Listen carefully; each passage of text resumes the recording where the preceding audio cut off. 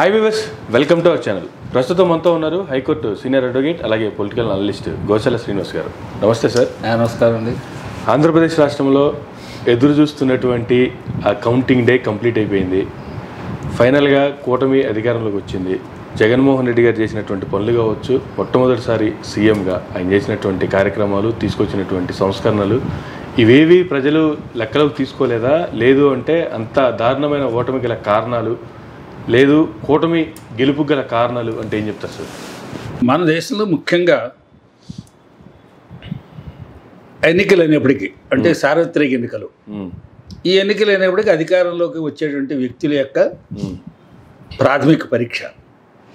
దాంట్లో ప్రజలు దగ్గర నెగ్గితే అధికారంలోకి వచ్చి ప్రజాప్రతినిధిగా రాజ్యాంగం కల్పించినటువంటి బాధ్యతలు, హక్కులు, ఒక ప్రోటోకాల్, దర్పం, దానివల్ల దాన్ని అనుభవించడానికి, దాన్ని ఎంజాయ్ చేయడానికి సమస్త రకాలుగా కుస్తీలు పడుతూ ఉంటారు. ఇప్పటి నుంచి స్వతంత్రం వచ్చినప్పటి నుంచి, స్వతంత్రం ముందే ఎన్నికలు జరిగినప్పుడు ఈ ధోరణి ఉంది. ఓకే, ఈ ధోరణి కొత్తగా వచ్చింది ఏం కాదు, మనకి మొదటి నుంచి ఉంది. ఇప్పటి వరకు జరిగిన ఎన్నికలన్నింటిలో ఏ రకమైన అంశాలు ప్రభావితం చూపించాయో, చూపిస్తూ ఉంటాయో, ఈ 2024 ఎన్నికలు కూడా అవే అంశాలు ప్రభావితం చూపించాయి. కొత్త అంశాలు ఏమి ఉండవు. ఓకే, కొత్తగా అంశాలు అంటే పేర్లు మారుతాయి, అంశానికి పేరు మారుతుంది. మీరు చెప్పారు కదా అనేకటువంటి సంస్కరణలు అని. అంచేత 2019లో జగన్మోహన్ రెడ్డి గారి అధికారంలో రావడానికి ఏవైతే అనుకూలించిన అంశాలు ఉన్నాయో, ఏవైతే అప్పుడు చంద్రబాబు నాయుడు గారు తన అధికారాన్ని కోల్పోవడానికి ప్రధానమైన భూమిక పోషించిన అంశాలు ఉన్నాయో, ఆ అంశాలు అలాగే ఉన్నాయి. ఆ అంశాలు అప్పుడు ఆయనకి చెప్పించాయి, ఆయనకి వ్యతిరేకంగా ఉన్నాయి. ఇప్పుడు అవే రకమైన అంశాలు జగన్మోహన్ రెడ్డి గారిని అధికారం నుంచి కిందకి దింపాయి. జగన్మోహన్ రెడ్డి గారి అధికారం కోల్పోవడానికి ఏ అంశాలు కారణం వల్ల, అవే అంశాల కారణంగా చంద్రబాబు నాయుడు గారు 2019 అధికారం కోల్పోయారు. మనకి అవన్నీ చరణాలు అంటారు, వినవే ఇవన్నీ. అంచేత 2014 దాకా వెళ్ళాలి. వెళ్తే జగన్మోహన్ రెడ్డి గారు పార్టీ పెట్టిన కోర్టు మొట్టమొదటిసారి ఎన్నికల్లోకి వెళ్ళారు. ఆయనకు ఎన్నికలకు అనుభవం లేదు. పోనీ అనుభవం ఉన్న వాళ్ళు ఎవరన్నా తీసుకున్న పార్టీలో, పార్టీ పూర్తిగా నిర్మాణం కూడా కాలేదు. 2014కి నిర్మాణం కాలేదు. అనుభవం ఉన్న వాళ్ళు ఎవరు దగ్గర లేరు. ఓకే, అనుచరులు ఉన్నారు. అనుచరులుగా ఉండడానికి కావాల్సిన అనుభవం సంపాదించిన వాళ్ళు ఉన్నారు. ఆయన మంచిని సంపాదించి, ఆయన తల్లో నాలుకలా ఉండి, ఆయన యొక్క ప్రాపకంతో ఎమ్మెల్యే అయిపోదాం, ఎంపీ అయిపోదాం, లేకపోతే మంత్రి అయిపోదాం అనుకున్న వాళ్ళే ఉన్నారు. ఈ పార్టీని పటిష్టంగా నిర్మాణం చేయడం ఎలాగా? జగన్మోహన్ రెడ్డి గారికి ఒక చారిష్మా ఉంది, రాజశేఖర రెడ్డి గారి కుమారుడు కాబట్టి ఆ రకంగా ఎన్నికలకు, రాజకీయాలకు ఉపయోగపడే ప్రధాన అంశం ఈ ఉపయోగపడుతుంది దీనికి. ఓకే, కాబట్టి ఈయన వెనకాల ఉందామని కాంగ్రెస్ని చుడిచిపోయి, అప్పుడు కాంగ్రెస్ బలహీనపడిపోయింది కాబట్టి రాష్ట్ర విభజన సందర్భంగా ఇంకా షెల్టర్ ఎక్కడుంది? ఇక్కడే. తెలుగుదేశంలోకి వెళ్ళలేని వాళ్ళు అందరూ ఇక్కడ షెల్టర్ తీసుకున్నారు. ఓకే, కాబట్టి ఈ షెల్టర్ తీసుకోవడంలో 2014లో ఆయనకు ఒక రాజకీయంగా రాజశేఖర రెడ్డి గారి అబ్బాయి జగన్మోహన్ రెడ్డి, అదొకటే అడ్రస్. ఓకే, మిగతా వాళ్ళందరూ కాంగ్రెస్లో అనుభవం సంపాదించిన వాళ్ళు, లేదా ప్రజాక్షేత్రంలో వాళ్ళు ఒక ప్రజాప్రతినిధిగా అనుభవం సంపాదించిన వాళ్ళు, పేరు వేయించుకున్న వాళ్ళు, స్టిగ్మా ఉన్నవాళ్ళు, పేరుంది, గుర్తింపు ఉంది, ప్రజల మధ్యన వాళ్ళకి పరువు ప్రతిష్టలు ఉన్నాయి. ఇన్ఫ్లుయెన్స్ అంటాం. ప్రజాక్షేత్రంలో ప్రజలను ప్రభావితం చేయగలిగిన ప్రజానాయకుడికి గుర్తింపు తెచ్చుకున్నవాడు, brand. Political leader is a brand. కాబట్టి అది ఉపయోగపడింది ఆయనకి. అసలు ఆ టైంలోనే ఆయనకి ఎన్నికలు అధికారంలో రావడానికి ఏమాత్రం ప్రయత్నం చేసిన వీల్లేని పరిస్థితి వచ్చింది. ఆ వీల్లేని పరిస్థితి నరేంద్ర మోడీ గారు తెలుగుదేశంతో, అంటే చంద్రబాబు నాయుడు గారు నరేంద్ర మోడీ గారితో, ఇటు పవన్ కళ్యాణ్ తోటి కూటమి ఏర్పరచుకున్నారు. పవన్ కళ్యాణ్ గారు ఆ కూటమిలోకి వెళ్ళడానికి కారణం నరేంద్ర మోడీ గారు. నరేంద్ర మోడీ గారు నువ్వు నాతో ఉండు అన్నారు, ఆయన ఉన్నాడు. ఆయన 2014లో జగన్మోహన్ రెడ్డి గారికి అధికారం రాలేకపోవడం కారణం అందుముందు చెప్పాను నేను, అనుభవం లేదు, ప్రత్యక్షమైన అనుభవం లేదు, వ్యూహాలు రచించలేకపోయారు, ప్రజల్లోకి వెళ్ళి మాట్లాడడానికి సరైన అంశం రాష్ట్ర విభజన ఇప్పుడు ప్రధాన అంశం, ఇంతకన్నా అంశం లేదు. రాష్ట్ర విభజన ప్రధాన అంశంలో మీరు ఇద్దరి మధ్యన ఛాంపియన్ పోటీ జరిగింది. ఎవరు సమైక్యాంధ్రాకి ఛాంపియన్? నేనంటే నేను తెలుగుదేశం ఛాంపియనా, జగన్మోహన్ రెడ్డి అంటే అప్పుడు వైఎస్ఆర్సీపీ ఛాంపియనా అనేప్పటికీ అందరూ ఉత్తరాలు ఇచ్చిన వాళ్ళే ఛాంపియన్ ఎవరంటే అప్పటికే కసెక్కిపోయినారు. కాబట్టి Congress is the main villain అని ఆంధ్రాలో దాన్ని చర్మగీతం పాడేస్తే ఆ విధంగా కొంత లబ్ధి జగన్మోహన్ రెడ్డి గారి పార్టీకి వచ్చింది. చంద్రబాబు నాయుడు గారికి ప్రధాన అంశం అంటే రాష్ట్రం విభజించిపోతే ఆయన యొక్క బేస్ అంతా అక్కడ ఉంది, ఓటింగ్ బేస్. మన సామాజిక వర్గం అందం లేకపోతే కులం క్యాస్ట్ అంతా కూడా ఆంధ్ర ప్రధాన రాష్ట్రం విభజించబడి చంద్రబాబు నాయుడు ముఖ్యమంత్రి అధికారంలో రావడానికి రాష్ట్ర విభజన ప్రధాన కారణం. రాష్ట్ర విభజన జరగపోయినట్టయితే చంద్రబాబు నాయుడు గారు ఉమ్మడి ఆంధ్రప్రదేశ్కి రాజకీయాల్లోకి రావడానికి అవకాశం తక్కువైపోయింది, తక్కువే. కాబట్టి ఆ విధంగా జగన్మోహన్ రెడ్డి గారికి పార్టీ నిలబడడానికి, అది సీట్లు రావడానికి కారణమే. చంద్రబాబు నాయుడు గారి అధికారంలో రావడానికి రాష్ట్ర విభజన ప్రధాన కారణమైంది. భారతీయ జనతా పార్టీ మోడీ గారి చారిష్మా, దెన్ పవన్ కళ్యాణ్ గారి యొక్క పొలిటికల్ దాన్ని అంటారు, దాన్ని సినిమా చారిష్మా. ఇది మ్యాట్నాయిడ్ క్రౌడ్ పొల్లారు, ఒప్పుకుందే రాదు. కాబట్టి ఆయన్ని దోహదపడింది. ఆ విధంగా 14లో అధికారంకి వచ్చారు. 19కి వచ్చేప్పుడే ఆయన అధికారాన్ని చేజేతలో పోగొట్టుకున్నాడు. కూటమి నుంచి వచ్చేసి, కూటమి నుంచి సైలెంట్ ఎగ్జిట్ ఉంటుందండి చాలా చోట. చాలామంది రాజకీయాల్లో స్నేహాలు, సంబంధాలు, సాంగత్యాలు, సహచర్యాలు, లివింగ్ ఇన్ రిలేషన్స్ లాగా సహచర్యాలు విడిపోతుంటారు, కలుస్తూ ఉంటారు. స్మూత్ ఎగ్జిట్ ఉంటుంది పరిణితి చెందిన రాజకీయ నాయకుడు. చంద్రబాబు నాయుడు స్మూత్ ఎగ్జిట్లో కన్నా రఫ్ ఎగ్జిట్ వల్ల ఎక్కువ ప్రయోజనం ఉంటుంది అనుకున్నాడు ఆయన. మైనార్టీస్ అన్ని వచ్చి కలుస్తాయి, మోడీ గారిని గట్టిగా తిడితే మైనార్టీస్ వచ్చి అత్తుకుపోతారు అని ఒక వ్యూహం అయింది. కాబట్టి ఆ విధంగా చంద్రబాబు నాయుడు గారు 2019లో ఓడిపోయడానికి ప్రధాన కారణం స్పిరిట్ తెచ్చుకోవడం, కూటమి నుంచి బయటకు వచ్చాడు, దుర్భాషలాడు, ఆయన ఫెయిల్యూర్స్ని కప్పుపుచ్చుకోవడానికి. ఎక్కడ కూడా ఆయన ఏం సాధించారో చెప్పుకోలేకపోయాడు. ఆయన 2014 నుంచి 19 దాకా ఆయన సాధించిన ఘన విజయాలు చెప్పుకోలేకపోయాడు, ఏం లేవు. కాబట్టి ముఖ్యంగా పోలవరం ఆయనకి 17 గుర్చేస్తున్నాం, 18 గుర్చేస్తాం, 19 చేయలేకపోయారు. కాబట్టి ఆయన ఫెయిల్యూర్స్ అన్ని జగన్మోహన్ రెడ్డికి అడ్వాంటేజ్ అయ్యింది. అదే పరిస్థితి 2024లో జగన్మోహన్ రెడ్డి గారి యొక్క ఏవైతే విజయాలు సాధించానో నాకు అని అనుకుంటున్నారో ఆ విజయాలన్నిటిని ఒక్క కోణంలో చూడకూడదు. రాష్ట్ర అభివృద్ధి చూడాలి. రాష్ట్రంలో కమ్యూనిటీ అంటే రోడ్లు, వ్యవసాయం, నీటిపారుదల, మంచినీరు, ఆరోగ్యం, విద్య, ఇవన్నిటితో కలిసినట్టు అభివృద్ధి కావాలి. ఆ అభివృద్ధిని మర్చిపోయాడు ఆయన. ఫాలోని టోటల్ ఇగ్నోర్ చేశారు. ఆయన ఏమనుకున్నారు, ఇంగ్లీష్ మీడియంలో స్కూల్ పెడితే వీళ్ళందరూ కూడా అందరినీ లిఫ్ట్ చేస్తున్నాం అనుకున్నారు. ఆ రకంగా ఆయన ప్లాన్లో వృద్ధాప్య పింఛను ఇస్తున్నాను, లేకపోతే అమ్మఒడి ఇస్తున్నాను, ఏ రకమైన సంక్షేమ పథకాలు ఉన్నాయో సంక్షేమ పథకాలని కేంద్రంతో ఇస్తున్నవే. కాబట్టి ఇవి రాష్ట్ర భాగస్వామ్యంతో కేంద్ర భాగస్వామ్యంతో అందరికీ తెలిసిపోతుంది. అవి డైరెక్ట్గా ఎవరైతే బెనిఫిషరీస్ ఉన్నారో వాళ్ళందరికీ నేను గుర్తుంటాను కదా అనుకున్నారు. ఇది వస్తువు తయారు చేసిన వాడికి వినియోగదారుడికి మధ్య చైన్ సిస్టమ్ ఉంటుందండి, సప్లై అండ్ చైన్. ఎంతమంది సేవలు చేస్తే వాళ్ళకి వెళ్తుందో ద బ్రాండ్ నేమ్ ఉంటుంది. ఏ కంపెనీ ద బ్రాండ్ నేమ్ వస్తుంది. జగన్మోహన్ రెడ్డి గారి స్టిక్కర్ బ్రాండ్ నేమ్ ఉంది.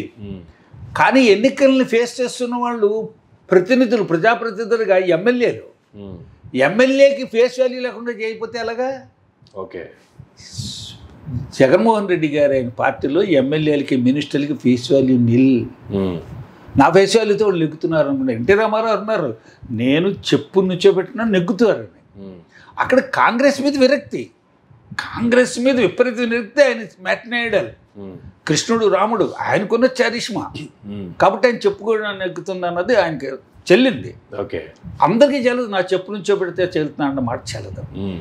అందుచేత జగన్మోహన్ రెడ్డి గారి ప్రధాన ఫెయిల్యూర్స్ సాధారణ ప్రజల్లోకి వెళ్ళి డైరెక్ట్గా మాట్లాడే ప్రజాప్రతినిధికి మాకు ముఖ్యమంత్రితో సంబంధాలు, ప్రజాప్రతినిధిగానే ఉండాలి సంబంధాలు, లేదా ప్రజలు ఎవరైతే బాధపడుతున్నారో వాళ్ళందరూ కూడా అవసరమైతే ముఖ్యమంత్రిని కలిసేటువంటి, విజ్ఞాపన ఇచ్చేటువంటి కలిసేటువంటి రాజశేఖర రెడ్డి గారికి ఎలా ఇచ్చేవారు?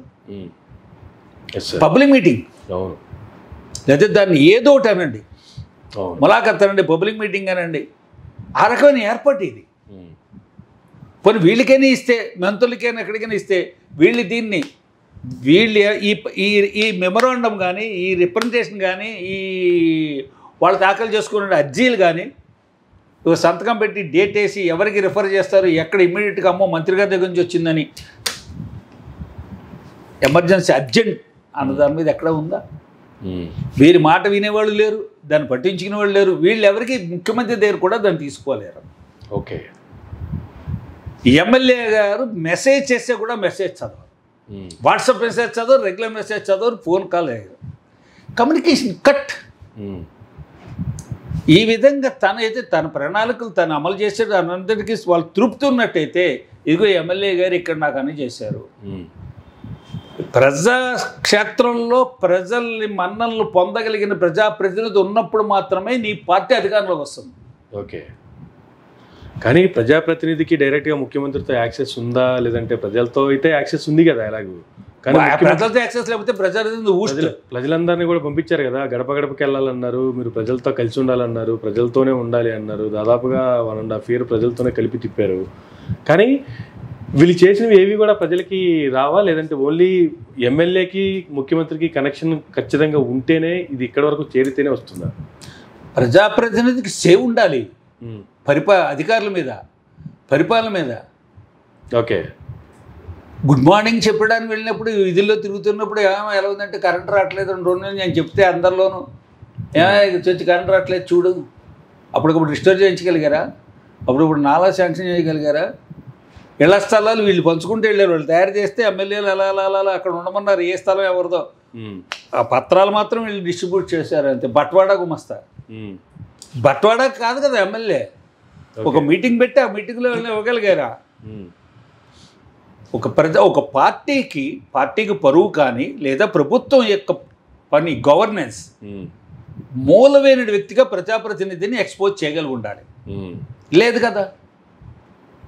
ఆయన ఎక్కడైనా ఉన్నారు, నా ప్రభుత్వం నా ప్రభుత్వం తీరు చూసి నాకు ఓటేయాలని అనాలి. నేను ఇచ్చిన సంక్షేమాలు ఓకే, దానివల్ల ప్రజలకి అందుబాటులో ఉన్న నాయకుడికి ఏ రకమైనటువంటి సేలేదు ప్రభుత్వం మీద.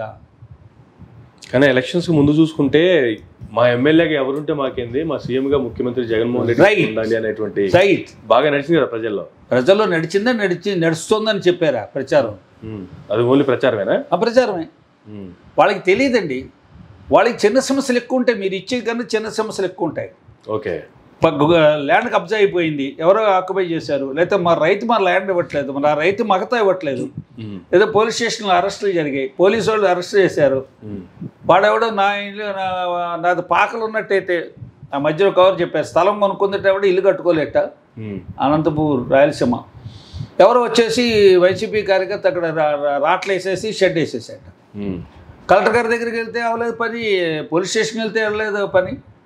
ఎవరో పెద్దవాళ్ళు చెప్పారు, నువ్వు వాడు రాట్లు పీకేసారు, రేకులు పీకేసి నువ్వు వేసేసుకోమ్మా, చూద్దాం ఫోటోలు చూద్దాం అని. ప్రజలకి ఈ చిన్న సమస్యలు వస్తాయి. ఓకే. రిజిస్ట్రేషన్ సమస్యలు, లేకపోతే ఏదో డాక్టర్ హాస్పిటల్ సమస్య, పోలీస్ స్టేషన్ సమస్య, స్థలాన్ని కాపాడుకోవడం సమస్య, కాలేజీలో సీట్ సమస్య, లేకపోతే ఉద్యోగం సమస్య, ఎవరికెళ్ళి చెప్పుకోవాలి? అమ్మఒడి ఇచ్చేస్తే సరిపోయిందా? పెన్షన్ ఇచ్చే సరిపోయిందా? బతికిదా చర్చలు చూస్తే సరిపోయిందా? అదొక్కటి ప్రభావితం చూపిస్తుంది. సంక్షేమ పథకాల ద్వారా మాత్రమే నేను నెగ్గేస్తాను అనుకోవడంలో అసలు ఎమ్మెల్యేని పట్టించుకోలేదు కదా. ఎమ్మెల్యే వెనకాల వర్గాలు ఉంటాయి, రాజకీయంగా వర్గాలు ఉంటాయి, గ్రామాల్లో నియోజకవర్గాల్లో ఆ వర్గం నాయకుడిని పట్టించుకోలేదు వెళ్ళి. ఓకే. వాళ్ళందరూ వాళ్ళు ఇంకేదో చిన్న చిన్న గ్రూపులు తయారు చేసిన ఏదో ఏమి బాధపడ్డారో కానీ రే మేము ఉన్నాం సార్, మేము ఉన్నాం మీ వెనకాల, ఎన్నికలు వచ్చే నామినేషన్ రావాలండి. ఇది ఒక లోతుగా ఆలోచించాలండి. రాజకీయ పార్టీ మీరు ఎందుకు మీరు జగన్మోహన్ రెడ్డి గారు మీరు ఎందుకు పార్టీ పెట్టగలిగారు? మీ నాన్నగారికి ఉన్న గుడ్ విల్, మీ నాన్నగారికి ఉన్న గుడ్ విల్, దట్ లెగసీ. నేను దాన్ని వారసుడిగా మీరు చెప్పుకున్నారు. ఎందుకంటే ఆయనకి లెగసీ ఉంది కాబట్టే కదా. ఆయనకేం లెగసీ లేకపోతే మీకేం ఉపయోగపడేవారు? మీరు రాజకీయ పార్టీ ఎలా పెట్టగలిగేవారు? మీరు ప్రజల్లోకి ఎలా వెళ్ళగలిగారు? ఓకే, 600 మంది గుండెలు ఆగిపోయి చనిపోతే వాళ్ళందరినీ మీరు ఓదార్పు యాత్రతో వెళ్ళారు. కారణం ఆ మహానుభావుడికి ఉన్న పేరు. అది మీరు ఎస్టాబ్లిష్ చేసుకోలేదు. మీ పార్టీలో నాయకులు ఎవరిని ఎస్టాబ్లిష్ చేసుకోకుండా చేశారు. మీరు లెగసీని క్యారీ చేసేసారు. అక్కడితో అయిపోయిందా? మీరు లెగసీని క్రియేట్ చేయాలి కదా. ఎవరిని పలకరించారు? ఎవరి దగ్గరికి వెళ్ళారు? మీ నాన్నగారి దగ్గరికి ఎవరైనా వెళ్తే ఎవరైనా ఈ రూల్ పొజిషన్ లేదండి అని ఎప్పటికీ అక్కడైతే ఇళ్ల స్థలాలకి పట్టాలు ఇచ్చారు ఇల్లు కట్టుకోవడానికి. ఆ కన్స్ట్రక్షన్ అవ్వట్లేదు. వెళ్ళి ఈయన అక్కడికి వెళ్ళినప్పుడు ఏంటంటే కన్స్ట్రక్షన్ అవ్వట్లేదంటే ఏమైందంటే లో లెవెల్ అండి, అక్కడ వర్షాలు పడితే నీళ్ళు వచ్చేస్తే ఇది కడితే మాకు ఇక్కడ వద్దంటున్నారండి, అక్కడ ఇల్లు మాకు అక్కడ కట్టదంటున్నారు ఇంట్లో వీళ్ళందరూ అన్నారు. కడియం దగ్గర ఈయన ప్రత్యేకించి వెళ్ళారు. జక్కముడి రామ్మోహన్ గారు ఎమ్మెల్యే. ఏమిటి ఏం చేద్దాం అన్నారు. మనం దీన్ని ఎత్తు పెంచలేమన్నారు. మన ఇల్లు కట్టడానికి మన ఫండ్స్ ఎత్తు చేసేలేదు, స్థలం ఇస్తాం, ఎత్తు వాళ్ళే ఎత్తు చేసుకోగలరు, ఇది మనం ఎలా చేయాలి చూద్దాం అని అప్పటికప్పుడు నిర్ణయాలు తీసేసుకున్నారు. ఆయన తీసుకున్నారు. టకటక దాన్ని ఎత్తు చేసి పని చేయండి, దానికి ఎంత ఖర్చు అవుతుందో ఎక్కడి నుంచి ఏర్పాటు చేద్దాం చూద్దాం, దాని ఖర్చు అంతా ఎలాగ ఏర్పాటు చేద్దాం చూద్దాం అన్నారు. That is required. మీరు వెళ్తే సమస్య చెప్తారు, సమస్య అప్పటికప్పుడు పరిష్కారం చేయాలి స్పాట్లో. అది నాయకత్వం. చూద్దాం, ఎవరు మాట్లాడకండి, ఎవరు నాతో మాట్లాడకండి, ఇక్కడ నాకు ఎవరు మాట్లాడకండి, నేను I cannot pass orders on the spot. Governance అంటే ఏమిటర్థం? ప్రాణాలు పోతుంటే అప్పటికప్పుడు నిర్ణయం తీసుకోగలగాలి, స్పాట్లో నిర్ణయం తీసుకోగలగాలి. అధికారులైనా అంతే, రాజకీయ నాయకులైనా అంటే, ప్రభుత్వంలో ఉన్న ముఖ్యమంత్రి మంత్రులుగానే అంతే. మంత్రులు చేతగానే చేష్టలుడికిపోయి ఉండకూడదండి. చేష్టలుడికి ఉండిపోతే ఇందిరాగాంధీగా ఓడిపోవడం కారణం ఏంటి?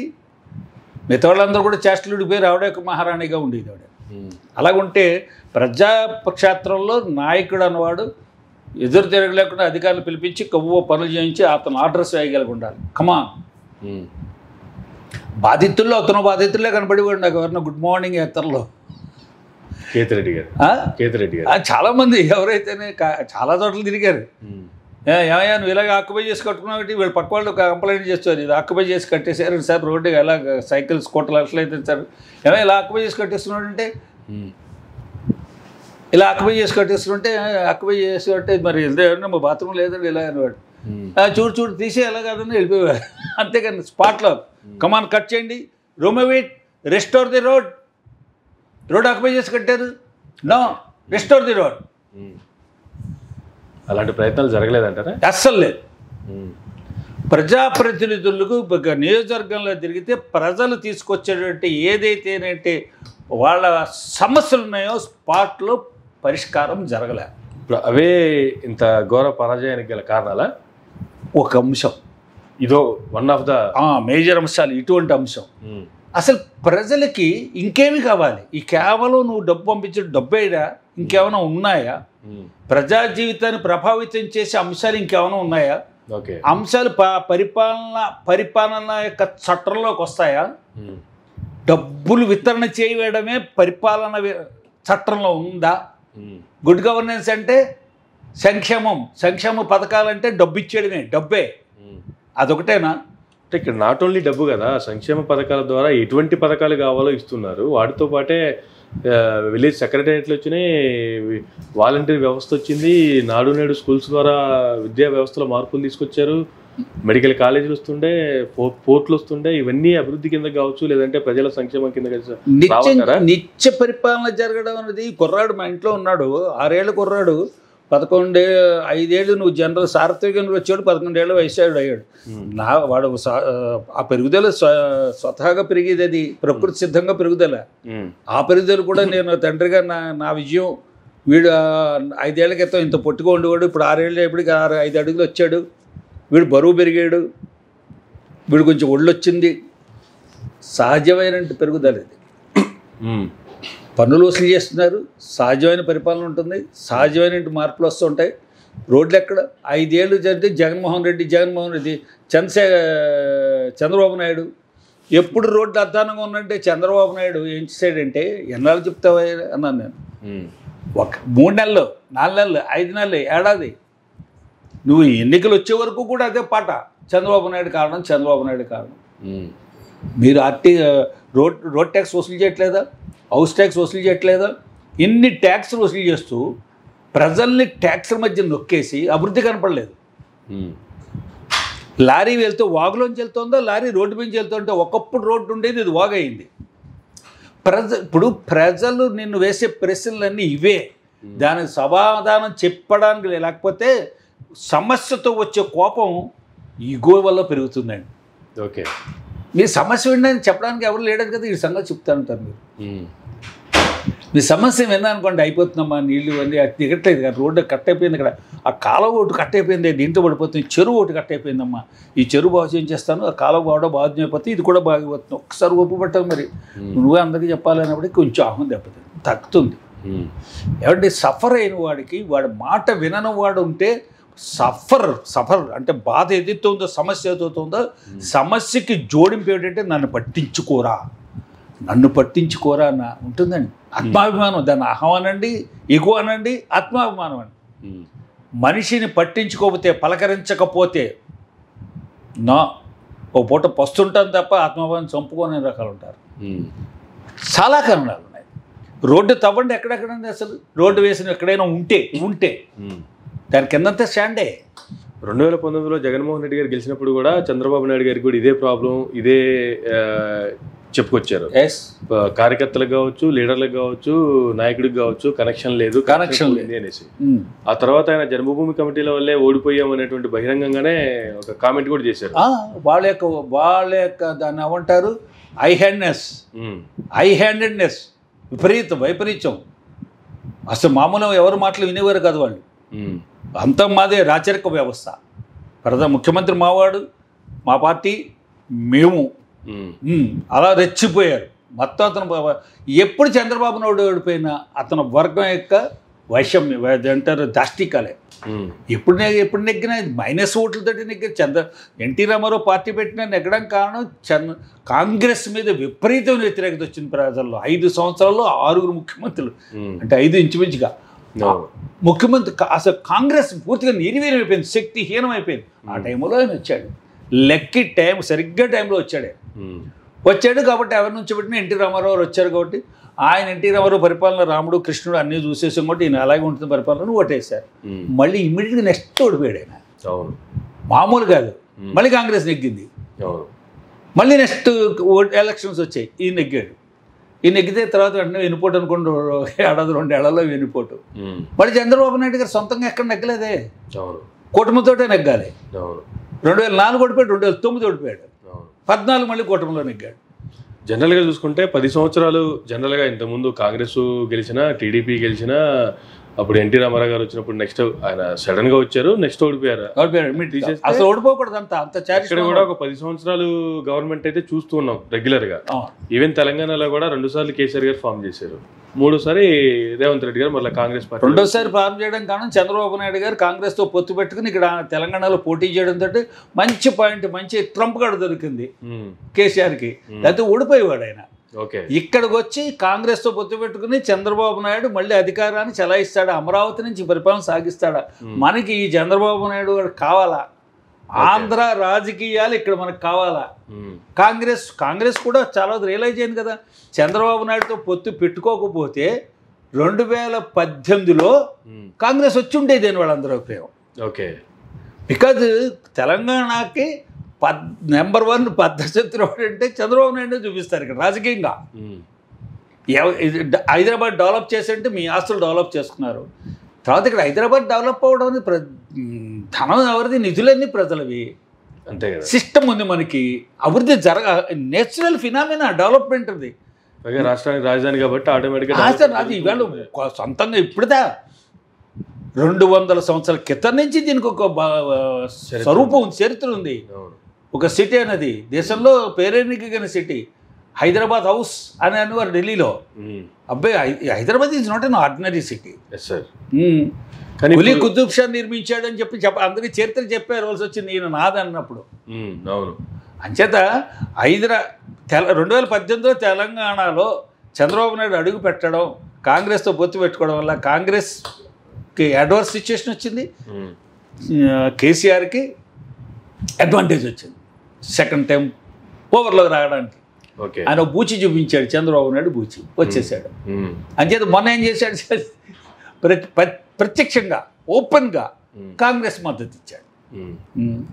మొన్న అయితే కేసీఆర్ ఓడిపోయారు. అంచేత చంద్రబాబు నాయుడు గారు ఎప్పుడు నెగ్గినా ప్రభుత్వ వ్యతిరేకత, యాంటీ ఎస్టాబ్లిష్మెంట్ అదొక్కటి వచ్చింది. Anti incumbency. తన పార్టీలో మరి అధికారం పోయాం అంటే రియలైజేషన్. ముందు ఆయన మీద అసంతృప్తి, తర్వాత అయ్యో మనం పవర్ పోగొట్టుకున్నామని చెప్పి ఎన్ఆర్ఐ టీములు రావడం, ఇక్కడి నుంచి రహస్య సమావేశాలు పెట్టుకోవడం, పవర్ లేకపోతే ఉండలేని శక్తులన్నీ వాళ్ళందరూ వచ్చి ప్రధానంగా యాంటీ ఇన్కంబెన్సీ, జగన్మోహన్ రెడ్డి గారి వల్ల అసంతృప్తి. వ్యతిరేకత అన్న పదం వేరు, అసంతృప్తి. ఓకే. ఆయన పార్టీని నడిపిన విధానం, ప్రభుత్వాన్ని నడిపిన విధానం. ఆయన పార్టీకి సలహాదారుగా సజ్జల రామకృష్ణారెడ్డి పెట్టుకోవచ్చు. Sajjala Ramakrishna Reddy is not a constitutional personality. ఇప్పుడు ఎవరన్నా నన్ను ఒకసారి అడిగారు టీవీ డిబేట్లో, సజ్జల రామకృష్ణ గారు మాట్లాడుతున్నారంటే విందామని. వినేసిన తర్వాత నన్ను అడిగారు, ఆయన అభిప్రాయం నేను ఎందుకు మాట్లాడతాను అన్న. Is neither MLA Nar a minister. ఆయన ఆ పార్టీ సలహాదారుగా జీవోతో అపాయింట్ చేసుకున్నారు. ఒకరే pass my comments. I don't consider him is a part of our setup. ఇది కాన్స్టిట్యూషనల్ సెటప్లో లేని వాడి యొక్క మాటల మీద నా అనాలిసిస్, నేను జవాబు చెప్పను అన్నా. ఓకే. ప్రజల్లో చాలామంది మీద ఉంటుంది ఈ అభిప్రాయం. ఒక డాక్టరు సజ్జల రామకృష్ణారెడ్డి కలవాలా, ఒక పోలీస్ ఆఫీసర్ సజ్జల రామకృష్ణారెడ్డి కలవాలా, ఒక ప్రజాప్రతినిధి సజ్జల రామకృష్ణారెడ్డి కలవాలా. MLA is a constitutional person. అతను is nobody. Sajjala Ramakrishna Reddy is nobody in the constitutional setup structure. That అది ఆ పార్టీని బాగా తన యొక్క దానికి ఏమున్నాయి అన్ని డ్యామేజ్ అవ్వడానికి, ఆ పార్టీ అన్ని రకాల ముఖ్యమంత్రి డ్యామేజ్ అవ్వడానికి కారణం ఆ సెటప్. పత్రికా రంగంలో పనిచేసే ప్రతినిధి అనేక మంది, ఒక 70-80 నాకు తెలియదు అంతో, అందరికీ స్పెషల్ జీవోతోడు అపాయింట్ చేస్తారు సలహాదారులని. వాళ్ళు ఇచ్చిన సలహాలు ఏమిటి? ప్రజాక్షేత్రంలో నిత్యం తిరిగేవాడు మాత్రమే సలహాదారుడుగా ఉండాలి. ఓకే. అందుకే ఎమ్మెల్సీ చేసుకుంటారు వాళ్ళని. సలహాదారుడు అంటే అర్థం ఏంటి? సలహాదారుడు ఎమ్మెల్సీ అనేది లెజిస్లేటివ్ కౌన్సిల్, సలహా ఇవ్వడానికే వాళ్ళు రాజ్యసభ సభ్యులు చేసుకుంటారు. ఈ పెద్దలు డైరెక్ట్గా నెగ్గలేరు, కాన్స్టిట్యూన్సీ నుంచి నెగ్గలేరు, పోటీపడి వీళ్ళు ఇలా రావాలని చెప్పి చేసుకుంటారు. పెద్దల సభ అంటారు దాన్ని. అటువంటి సభలో నువ్వు పెట్టుకోవాలి. ఆ సభను ఏదో రద్దు చేసేసారు, మరి ఏదో అనుకున్నారు, కాలేదు. కానీ అక్కడ సలహాదారులు ఎమ్మెల్సీ చేసుకో. ఆ రోజు మొదటి రోజు చెప్పాను నేను, నువ్వు ఏదైనా పార్టీకి పెట్టుకో, అతను party spokesperson, no problem. అతను ప్రభుత్వ విషయాలు మాట్లాడేవాడు. ప్రభుత్వం హౌ కెన్ హీ గవర్నర్ దగ్గరికి వెళ్ళి ఎప్పుడు కలిశాడండి? వన్ వర్డ్ నేను అడుగుతున్నాను, ప్రజలందరూ కూడా దాన్ని వింటారు. గవర్నర్ ఎప్పుడైనా గవర్నర్ దగ్గరికి వెళ్ళి ఫైల్ పుచ్చుకుని వెళ్ళి ఆయనతోటి ఒకసారి దాన్ని కొంచెం దీన్ని ఆయన కొంచెం ఎక్స్ప్లెయిన్ చేశారండి అని చెప్పి పంపుతారు ఫైల్ ఇచ్చుకుని. ఎవరు వచ్చారండి? Principal secretary, chief secretary, or minister or MLA, MLC. Protocol ఏమిటి? ఓకే. ఆయన ప్రెస్లో మాట్లాడేస్తుంటారు, వీళ్ళు ప్రెస్ అంతా వెళ్తారు, రికార్డ్ చేసుకుని వచ్చేస్తారు. వెయిట్ ఏమిటి? ఆయన మాట్లాడిన మాటకి కాన్స్టిట్యూషనల్గా మీరు బాగా చోట ఇలా మాట్లాడారు కదని చీఫ్ మినిస్టర్ అనగలం, ప్రెస్లో మాట్లాడితే మినిస్టర్ని అనగలం, ఎమ్మెల్యేని అనగలం, పోలీస్ ఆఫీసర్ని అనగలం. ఇద్దరు ఎవరు ప్రెస్ మీట్ మాట్లాడుతుంటే అతనికి ఎవరి కోసం చేస్తారు? Can I file a writ petition against the statement of Mr Sajjala Ramakrishnareddy? No. ఏమనేస్తారు? ఆయన చెబుతారు ఆయనకున్న స్టేటస్ ఏమిటి? ప్రభుత్వం ఎంత హీనంగా పరిస్థితికి వెళ్ళిపోయిందంటే ఒక ప్రజాప్రతినిధికి మాట్లాడలేదు ఎప్పుడు ప్రభుత్వ విధానాల గురించి. తిట్టుకోవడానికి ఎవరైనా తిట్టాలంటే వీళ్ళని ఉపయోగించుకునేవారేమో. వాళ్ళని తిట్టు, వీళ్ళని తిట్టు, వాళ్ళని తిట్టు. కాబట్టి ఆయన యొక్క 2014లో ఆయనకు అధికారం రావడానికి ప్రధాన కారణం ఏంటి? ఏ వైఫల్యాలతో చంద్రబాబు నాయుడు అధికారాన్ని కోల్పోయాడు? అవే వైఫల్యాలు మళ్ళీ నేను చేస్తున్నాను, అవే అంశాల మీద నేను ఊడిపోతానా? కొన్ని రిపెంట్ ఎలా అయ్యారు? నేను ఇచ్చినట్టు పెన్షన్లు తీసుకున్నారు, నాకు ఓటేలే. నేను ఇచ్చినట్టు సంక్షేమ పథకాలు తీసుకున్నారు, నాకు ఓటేలే. ఎక్కడ ఎవరు ఇచ్చారు? ఏమిటి? వాటితో వచ్చేస్తాయా ఓట్లు? ప్రజల వద్ద పాలన, రాజకీయ నాయకుడు ప్రజాక్షేత్రంలో తిరగకపోతే సర్వనాశనం అయిపోతాడు. ఓకే, ప్రజాక్షేత్రంలో నిత్యం జరగాలి, ప్రజల సమస్యలు తెలుసుకోవాలి, ప్రజల్ని ఇంటికి వచ్చేవాడు పలకరించాలి, అతని సమస్యలు తెలుసుకోగలగాలి, వెంటనే అప్పటికప్పుడు పురమాయించాలి. మీ నాన్నగారిని చూసి నేర్చుకుని ఉంటే బోల్డ్ అంశాలు నేర్చుకుంటేవారు. ఆయన ఎన్ని సంవత్సరాలు విపక్ష నాయకుడు, ఎన్ని సంవత్సరాలు ప్రజాక్షేత్రంలో ఎవరి వెళ్ళి కలిసినా ఆ పని చేసి పెట్టేవారు. ఆ దగ్గరున్న వాళ్ళు కాంగ్రెస్ వాడు, అతను తెలుగుదేశం వాడండి, అతను బీజేపీ వాడు అంటే క్యాక్లేస్ వాటి. ఆయన మనం ప్రజాక్షేత్రంలో ఉన్నంతకాలం మన దగ్గర వచ్చేవాడు ఏ పార్టీ అని చూడకూడదు.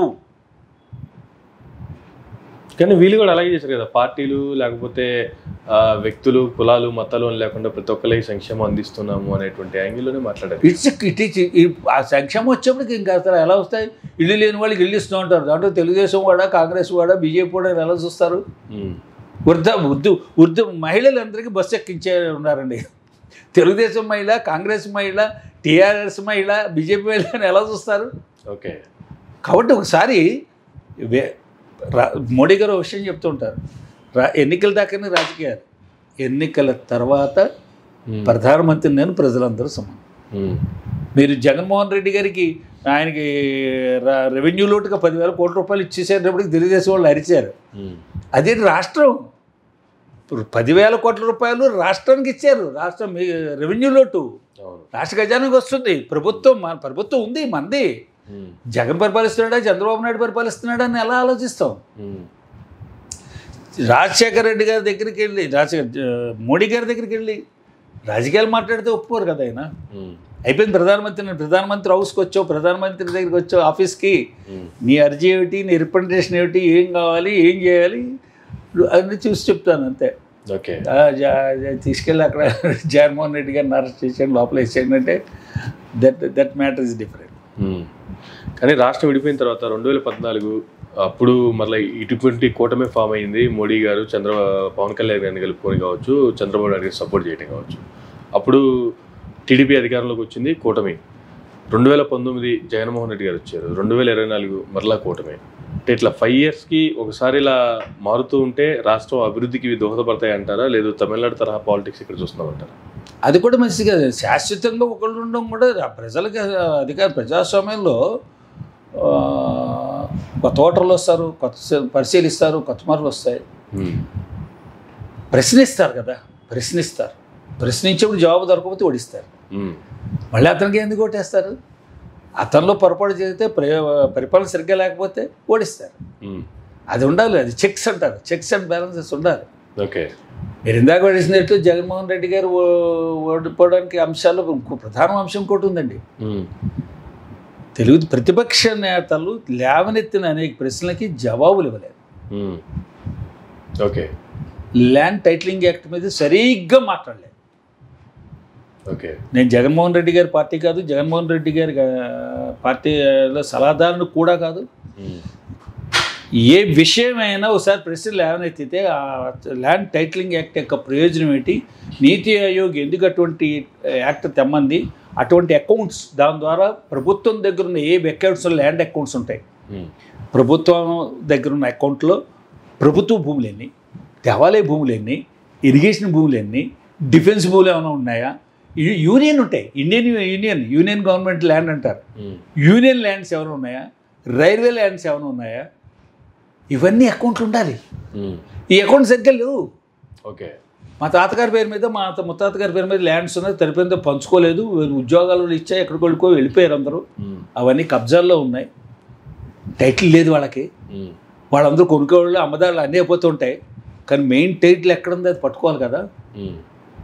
ఈ పుస్తకం తయారు చేయడం, పుస్తకం అంటారు దాన్ని, అకౌంట్ తయారు చేస్తే ఎవరికి డివాల్వ్ అవుతుంది టైటిల్ అది తెలియాలి. ఓకే, మీరు 35 సంవత్సరాల నుంచి ఎవరు కబ్జాలో ఉన్నారు, నేను కొనేసుకోవడమే మీకు టైటిల్ ఉన్నట్టు. ఎలా ఉంది మీకు టైటిల్ ఎక్కడి నుంచి వచ్చింది? ఈ యాక్ట్ని సరిగ్గా ఎక్స్ప్లెయిన్ చేయలేరు. ఓకే, దానివల్ల అందరిని భయపెట్టేశారు. మీ ఆస్తులని తనకబెట్టేస్తాడైనా, మీ ఆస్తులను అమ్మేసుకుంటాడైనా, ఇంకా మీ ఆస్తులని ఆయన ల్యాండ్ టైటిలింగ్ యాక్ట్ తీసుకొస్తే ఆ దస్తావేజ్ అనేది ఆయన దగ్గరే పెట్టాలంటే ఆయన దగ్గర పెట్టి ప్రభుత్వం దగ్గర పెడతారు. ఒకవేళ ప్రభుత్వం తీసుకుంది అనుకుంటాం. జగన్మోహన్ రెడ్డి వెళ్తే సంకన పెట్లు సర్దేసుకుని ఇంటి పట్టుకుని వెళ్ళిపోతాడా? జగన్మోహన్ రెడ్డి గారి పేరు మీద ఉంటాయా? రాజకీయాల్లో అమాయకత్వం ఉన్న ప్రజల్ని భ్రమ పెట్టడానికి అన్ని డైలాగులు పనిచేస్తున్నాడు. ఇలా మాట్లాడేస్తున్నాడు అనిపిస్తుంటుంది మనకి. మాట్లాడేస్తాడు, వినేవాళ్ళు ఉన్నారు. ఓకే, కానీ దాన్ని సరిగ్గా ఎన్కౌంటర్ చేయలేదు. వినేవాళ్ళు ఉన్నారు కదా, విన్నారు. ఫలితం కూడా కనిపించింది. దానికి ఎక్కడ నువ్వు సమాధానం చెప్పారు? You have an number of legal officers in your department. Very legal officers are there. District court నుంచి హైకోర్టు దాకా పనిచేస్తున్నటువంటి advocate general, additional advocate generals and all district GPs and standing counsels and మీకు special advisers ఉన్నారు, special attorneys ఉన్నారు. వాళ్ళందరూ దీని మీద ఎందుకు ఎక్స్ప్లెయిన్ చేయలేపారు? ఓకే, అంటే వాళ్ళకు కూడా స్వేచ్ఛ లేదా? మనకెందుకు స్వేచ్ఛ లేకపోవడం? చెప్పలేకపోయారు అనుకుంటాను. నేను చెప్పలేకపోయి మీరు వైద్యం సరిగ్గా చేయలేదంటే ఫెయిల్ అయ్యారంట. గవర్నమెంట్ ఫెయిల్ అయిందనట. గవర్నమెంట్ ఇంక్లూడింగ్ వైద్య హాస్పిటల్ ఉన్నాయండి, వైద్యం సరిగ్గా జరగట్లేదు, గవర్నమెంట్ ఫెయిల్ అయిందనట. ప్రభుత్వ హాస్పిటల్లో కనుక వైద్యం సరిగ్గా జరగకపోతే చంటి పిల్లలకు ఎలకలు తినేసే, అప్పుడే డెలివరీ పిల్లలను కుక్కెత్తిపోయింది. ప్రభుత్వం బాధ్యతే కదా. అంతే కదా, ఇది కూడా ప్రభుత్వం బాధ్యతే. ల్యాండ్ టైటిలింగ్ యాక్ట్ మీరు తీసుకొచ్చారు. ల్యాండ్ టైటిలింగ్ యాక్ట్ ఏం తీసుకొచ్చారు, ఏం కుస్తీ పెట్టారు, ఏం కసరత్ చేశారు, దాని మీద మీకు సరైన అవగాహన లేదు. మీకు సరైన అవగాహన లేకుండానే యాక్ట్ తీసుకొచ్చారు. అసెంబ్లీ యాక్ట్ పాస్ అయిపోయింది గుడ్డెత్తిలాగా, చర్చ లేదు. పోనీ ఎవరైనా సరైన పోనీ భారతీయ జనతా పార్టీ కూడా ఫెయిల్ అయింది. వాళ్ళకి బాధ్యత ఉంది, చెప్పాలి. ఎందుకంటే కేంద్రం సిఫార్సు చేసిన యాక్ట్ అది. చెప్పరు, మనం ఏదో రకంగా నెగ్గేస్తాం. ఏదో రకంగా నెగ్గారు. మోడీ ఫోటో పెట్టుకుని వీళ్ళు నెగ్గేస్తారు, జగన్మోహన్ రెడ్డి ఫోటో పెట్టుకుని వాళ్ళు నెగ్గేస్తారు. కానీ మొదటిసారి ముఖ్యమంత్రి అయిన జగన్మోహన్ రెడ్డి గారి అపజయాలకి దోహదపడ్డ అంశాలు అంటే ఇప్పుడు మాట్లాడుకున్నవేనా, వేరే ఇంకేమైనా ఉన్నాయంటారు? ఇప్పుడు మాట్లాడుకున్నతో పాటు చాలా ఉన్నాయండి. ప్రజా సమస్యలు అన్నవి కేవలం డబ్బుతోటే సంబంధించింది కాదు, బియ్యం ఇవ్వడంతో సంబంధించింది కాదు. ప్రజలను పలకరించేవాడు కావాలి, వాళ్ళకు ఉన్న సమస్యలు వాళ్ళు వేసే ప్రశ్నకి జవాబు చెప్పాలి. ప్రశ్నకి జవాబు చెప్పకుండా జవాబు లేని మంత్రి గారు అరెస్ట్ చేశాడు అన్నాడు బందర్లో. ఓ కుర్రాడు క్వశ్చన్ వేస్తే సీఎన్ పిలిచి వీడిని అరెస్ట్ చేసి వీడి ఎఫ్ఐఆర్ కట్టండి అన్నాడు. ఇటువంటి సంఘటనలు ఇంకెన్ని ఉన్నాయో. కబ్జాలు విపరీతంగా పెరిగేయండి. ఆ కబ్జాల మీదే మంత్రిగా ఎమ్మెల్యేగా చెప్పుకుంటారు వాళ్ళు, లేదా కన్సర్న్ పోలీస్ స్టేషన్కి వెళ్తారు. ఇది సివిల్ మ్యాటర్ అని వాళ్ళు పట్టించుకోరు. చాలా చాలా రకమైనటువంటి దాని ఏమంటారంటే అందించే చెయ్యండి. అధికారులు అంటే భరోసా ఇవ్వాలి, ధైర్యం ఇవ్వాలి, సమస్య పరిష్కారం కావాలండి. ఒక గంట 15 మా నాన్నగారు పోయినప్పటి నుంచి మా బాబాయ్ మాకు ఆ స్థలం కబ్జాలో ఉంది అంటాడు. ఒక 20-30 సంవత్సరాల నుంచి వెంటనే దాని పరిష్కారం కనపడాలి. కోర్టులో దావపడాయంటే ఇంక నువ్వెందుకు, అక్కడికి వెళ్తే ఏం అవట్లేదు కాబట్టి నీ దగ్గరికి వచ్చాను. కాబట్టి ఈ వక్త అనేక సమస్యలు ఉన్నాయి. సమస్యలు ఎత్తుకుంటే బోల్డ్ సమస్యలు ఉంటాయి. సమస్యలకి పరిష్కారంగా ఎవరైతే అక్కడ పెద్ద దిక్కుగా ఉండాలో పెద్ద దిక్కు లేని పరిస్థితి అయిపోయిందండి.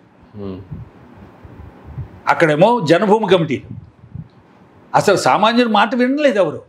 ఓకే, రాజకీయ స్టాంప్ వేసేయడం అందరి మీద. వీడు మనోడే, వీడికి ఇవ్వక్కలు, వాడు మనవాడు కాదు, మనవారికి అస్మదీయుడు తస్మదీయుడు. చాలా దారుణం, చాలా దారుణం. ఇదే పరిస్థితి కొనసాగింది ఇక్కడ. 2014 నుంచి 19 దాకా ఏ అంశాల మీద చంద్రబాబు నాయుడు మీద అసంతృప్తి వెళ్ళకెక్కారో ప్రజలు, అదే అసంతృప్తి జగన్మోహన్ రెడ్డి మీద వెళ్ళకెక్కారు.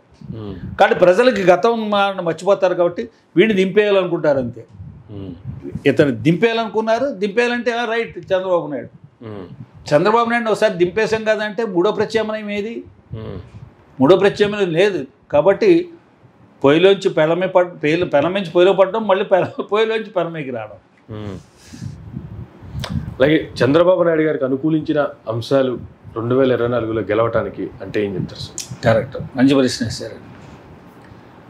ప్రధానంగా ఆయనకి అనుకూలించిన పరిస్థితులు ఒకదాన్ని కూడా చూసుకున్నట్టయితే పవన్ కళ్యాణ్ని ఎలా కట్టేసుకోగలిగాడు కానీ ఆయన కట్టేసుకోగలిగాడు. భారతీయ జనతా పార్టీ తోటి ఆయన ఉన్నాడు. అసలు పవన్ కళ్యాణ్ అవును, భారతీయ జనతా పార్టీ ఉద్దేశం నా ప్రకారం ఆంధ్రప్రదేశ్ కాబోయే ముఖ్యమంత్రిగా అతను ప్రమోట్ చేద్దాం అనుకున్నారు. ఓకే, స్థానికుడు, బలం ఉన్నవాడు, ప్రజల్లో ఆదరణ ఉన్నవాడు, యువకుడు అంటే రాజకీయాల్లో అందరికన్నా యువకుడు. కాబట్టి పవన్ కళ్యాణ్ అతనితో చేరడం, అతను అరెస్ట్ అయ్యి జైల్లో ఉండగానే అక్కడ పరామర్శకి వెళ్ళి పొత్తు ప్రకటించేయడం అవును పవన్ కళ్యాణ్. రెండోది భారతీయ జనతా పార్టీతో పొత్తుకి పవన్ కళ్యాణ్ గారు దూతగా వెళ్ళి అస్థినకు దూతగా వెళ్ళి భారతీయ జనతా పార్టీ వర్గాలు ఒప్పించాడు. మొత్తం ఆయనే పబ్లిక్గా బయట చెప్పాడు, నాకు తిడుతున్నారు, చివాట్లు పెడుతున్నారు, ఎందుకు వస్తున్నారు, ఎందుకు కూటమి వద్దు, మన ఇద్దరం కలిసి ఉందాం, వెళ్ళినప్పుడల్లా తిడుతున్నారు, చివాట్లు పెడుతున్నారు, ఎన్ని చివాట్లు తిన్నానో ఈ పొత్తు కుదర్చడానికని పొత్తు కుదిరిద్దని చెప్పాడు ఆయన. ఓకే, కాబట్టి ఆయన పొత్తు కుదర్చడంలో ప్రధాన పాత్ర వహించింది పవన్ కళ్యాణ్. ఒప్పుకు తీరాలి, తప్పేమీ లేదు దాంట్లో. అది ప్రధాన అంశాలు ఆయనకి అనుకూలించినవి. జగన్మోహన్ రెడ్డి గారి ఫెయిల్యూర్స్ని బాగా ఎక్స్పోజ్ చేసి జూమ్ వేసి చూపించాడు ఈయన. ముఖ్యంగా ల్యాండ్ టైటిలింగ్ యాక్ట్ అనేది ప్రజలందరూ భయపడేలాగా ఉపయోగించుకున్నాడు ఆయన.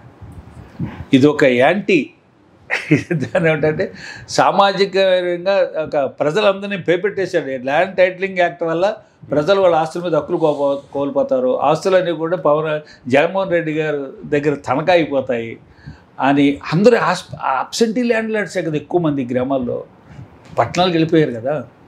అంచేది మన భూములన్నీ ఈయన కబ్జా చేస్తాడు, ఇప్పటికే అసలు మనకు చాలా ఇబ్బందిగా ఉంది. ఆ భయం ఒకటి వచ్చేసింది. ఓకే, అడ్వాంటేజ్ తీసుకున్నారు. సరైన సమాధానం చెప్పలేదు ఎవరు.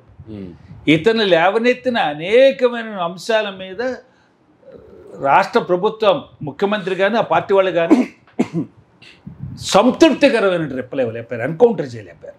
అది అడ్వాంటేజ్ చంద్రబాబు నాయుడికి. మూడో అడ్వాంటేజ్ ఏమిటంటే కొంచెం వ్యాక్యూమ్ ఉంది, రాజకీయ వ్యాక్యూమ్. ఈయన యాక్టివ్ పొలిటీషియన్ కాదు. జగన్మోహన్ రెడ్డి యాక్టివ్గా అందరినీ కూడగలుపుకొని అందరిని పట్టుకుని వెళ్ళి పలకరిస్తే, రాజశేఖర రెడ్డి గారి దగ్గరికి వెళ్ళి ఒకసారి ఎవరినో పరిచయం చేస్తే మళ్ళీ మా ఫ్రెండ్ అయినప్పటికీ మీకేం కాదు ఫ్రెండ్, మాకు కూడా ఫ్రెండే, మీ ఫ్రెండ్ అయితే మా ఫ్రెండ్ కాదేమిటి, కలిసి చూడండి ఎప్పుడైనా, మళ్ళీ వెళ్ళి నమస్కారం చెప్తే ఎలా ఉన్నారు, బాగున్నారా అని పలకరించేవాడు. ఆయన ప్రజల్లో ఉండాలి, ప్రజల్లో పోగేసుకోవాలి. నాయకుడు తన యొక్క ఫాలోవర్స్ని పెంచుకోవాలి. ఫాలోవర్ అనొద్దండి, స్నేహితులు పెంచుకోవాలి. రండి ఏ బ్రాండ్ పెళ్ళిళ్ళకి వెళ్ళాలి, పెళ్ళిళ్ళకి వెళ్ళి పిల్లల్ని ఆశ్చర్యించి కొడుకుని ఆశ్చర్యం, ఏం చదువుతున్నావు నువ్వు, మీ నాన్నలకు బైక్ రావాలి, నువ్వు చేసినా మీ నాన్న ఎంత మంచి వాడు చేస్తా, బాగా స్టేట్ లేడా, నువ్వు సాధించాలని. నేను అలా వ్యక్తిగత సంబంధాలు ఉండాలి. బయట ప్రజలతో సంబంధాలు లేని వాడు రాజకీయ నాయకుడు కాడండి. అరెస్ట్ అవుతున్నాడు, ఎమ్మెల్యేలు అందరికీ అలా తేర్చాలి, అందరితో ఇతను కూడా ఉండాలి. రాష్ట్రాన్ని అభివృద్ధి చేయడానికి ఇండస్ట్రియలిస్టులు, పారిశ్రామికవేత్తలు, వ్యాపారవేత్తలు, వ్యవసాయదారులు, విద్యావేత్తలు, ప్రొఫెసర్లు, డాక్టర్లు, హాస్పిటల్ యజమాన్యం, చిన్న వ్యాపారస్తులు ఇన్నోవేటివ్గా అంచేత అనేక రకాలుగా అభివృద్ధి చెందడానికి ఎంతో ప్లాన్తో వస్తారు, వచ్చి కలుస్తారు. నేను నాకు ఒక 20 ఎకరాలు ఇప్పించండి, అక్కడ మహిళలతో ఒక చిన్న పరిశ్రమ పెట్టేస్తా. అది కూడా ఏమిటది, కుటీర పరిశ్రమ లాంటిది, చేతులతో తయారవుతాయి వస్తువులు, మిషన్ వాడడం. మహిళా స్వావలంబన ఉంది, మనకి ఆర్థిక స్వావలంబన వస్తుంది. దీని మీద అసలు ఎవరైనా చెప్పడానికి ఏది ఆధారం లేదు. ఓకే, ఆత్మనిర్భర్ భారత్ అన్నాడు మోడీ గారు. ఎంత పనిచేసింది అది. ఎవరైనా ఎప్పుడైనా వెళ్ళి కలవచ్చు, ఎవరినైనా అంతే కాదు టపా అక్రాస్ ది టేబుల్ శాంక్షన్స్. ఏంది ఇది ఇక్కడెక్కడ రాష్ట్రం అభివృద్ధి చేయడానికి మేము కూడా ఉన్నాం, మా భాగస్వామ్యం కూడా ఉంది, మేము కూడా మీతో సహకరిస్తాం. నా దగ్గర ఇన్నోవేటివ్ ఐడియాస్ ఉన్నాయి, ఎక్కడ ఎక్స్ప్లెయిన్ చేశారు? ఇంగ్లీష్ మీడియం స్కూల్ పెట్టారు, రైట్. పిల్లలకి ఆ స్థాయిలో మీడియంని అవగాహన చేసుకునేటువంటి వాతావరణం కల్పించబడిందా? మాతృభాషలో విద్యాబోధంతో కష్టం అవుతుంది. అంటే ఇంగ్లీష్ మీడియం పెట్టదని అంటలేదు, ఏదో ఉన్నత వర్గాలకైనా అని.